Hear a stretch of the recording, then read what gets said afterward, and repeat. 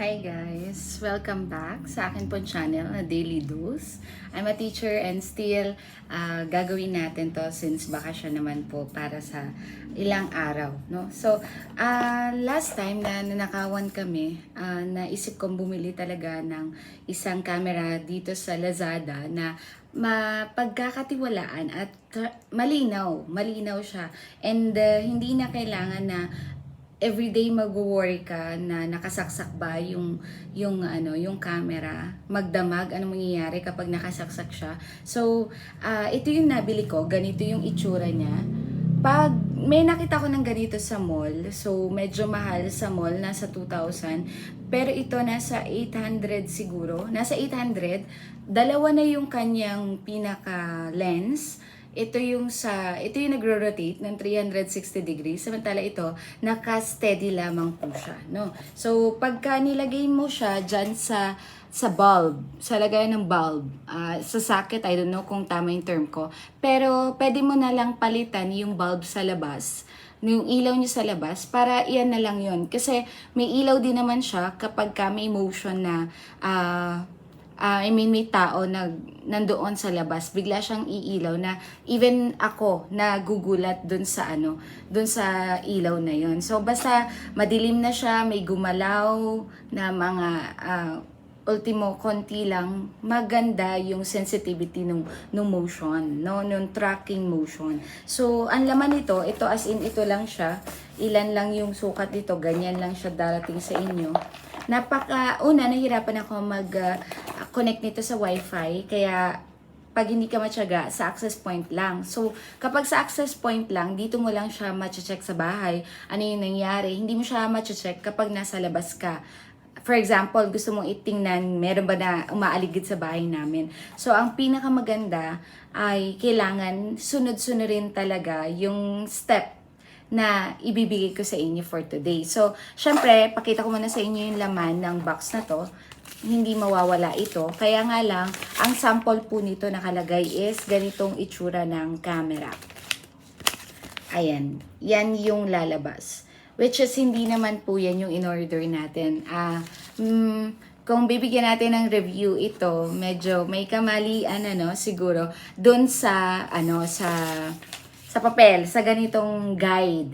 Kaya lang, isip pa rin naman. Hindi porke may fault dito ay mali na lahat. Hindi naman po. Ito kasi yung medyo mas mamahalin nila na camera na pwede mong i-connect doon sa modem para right away nakakonect na siya sa wifi. Pero kagabi ko lang na-connect doon. Matagal ko naman na siyang nabili. Ano pa yung kasama po ng box? So, ang kasama po nito ay ito. Kung wala kang ilaw sa labas, no need na bumili pa nito kasi kasama naman na siya. Naka-plastic ng ganyan, yung pinaka-ilaw. Nabagsak ko nga kahapon kasi nagulat ako sa pag-ikot niya. Then, ito po, ano nga tawag dito? Basta yan na yan, panlagay doon sa taas, para dito po siya.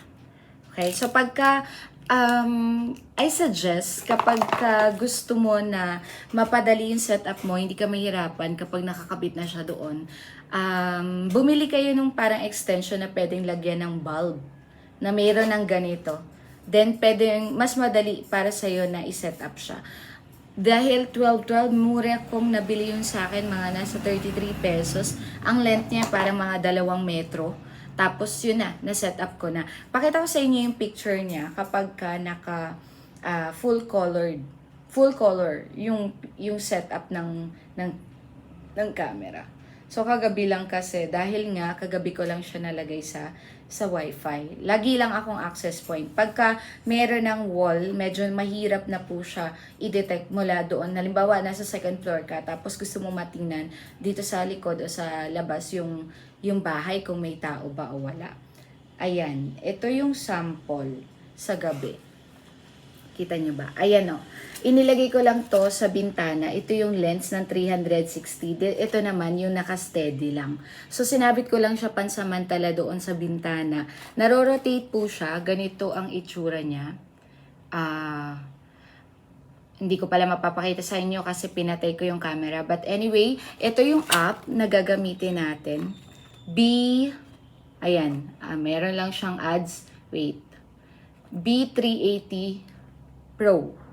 Ayan.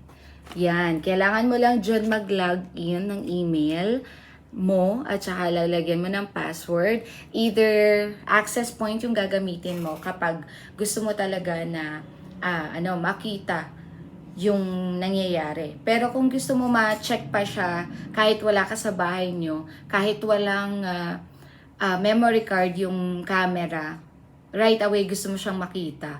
So, dapat naka-wifi. Kailangan din na i-configure, i-reset mo yung pinakang camera. Nandun lang siya sa likod ng bulb. Tutusukin mo talaga siya. So, habang ginagawa mo yon, makakarinig ka kasi ng connected na yung camera sa wifi. Madali lang siya eh. Pero pag pinahirapan mo yung sarili mo, hindi ka nakinig sa step, dun magkakaproblema tayo. So, kung gusto nyo ng sample pa sa ibang mga gadgets na nabibili natin or anything about sa bahay, balik lang kayo dito sa channel ng Daily Dose. Kasi nga, kaya Daily Dose siya kasi ito yung mga pangangailangan natin na nabibili na natin through Lazada, Shopee, TikTok, and kahit anong social media na platform. Mga e-commerce na platform na nakaka-help para mas maging easy yung life natin. Hindi kailangan lumabas, bumili. Bago ako bumili, nag-canvas talaga ako, naghanap ako, pumunta ako sa SM, mga store sa SM na may tinda ng cellphone, mga camera. Hindi ko afford kasi dalawa yung kailangan ko. Dapat nga, 4 pa eh. 4 dahil dapat meron din sa loob ng bahay para kita mo rin, kung ano yung ganap. Kaya lang, siguro kapag may baby na tayo, mas dapat mayroon ng camera. So, yun lang guys. Please follow, like, and subscribe dito sa channel na to. And asahan nyo, sisipagan kong makapag-upload since vacation namin ng mga teacher ngayon. And thank you for supporting. Sana may natutunan kayo at napadali yung buhay nyo sa pagsiset up ng V380 camera.